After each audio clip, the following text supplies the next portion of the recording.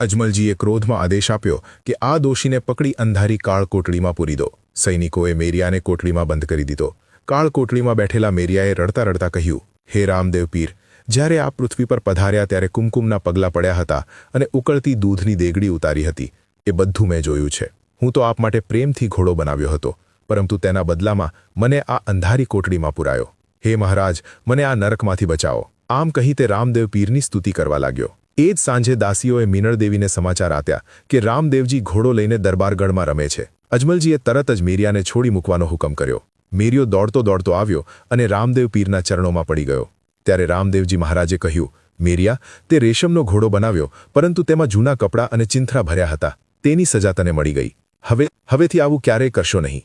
વિધર્મી ફકીરો ને શેરખાનની કબર કે હસ્તીના બીબીના ગોખલા ઉપર ચડાવવા માટે અંધશ્રદ્ધાળુઓને ઘોડા બનાવી આપે છે.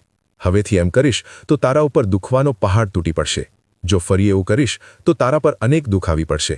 મારી આજ્ઞા છે કે હિન્દવા પીરના થાનક, મઠ, મંદિર અને પીરાઈવાળા સાધુસંતોની સમાધિ પર આવતા ભક્તો માટે ઘોડાનું પવિત્ર પ્રતીક બનાવજે અને સાચા ધર્મનો ઉપાસક બનજે. હું તને સહાય કરીશ.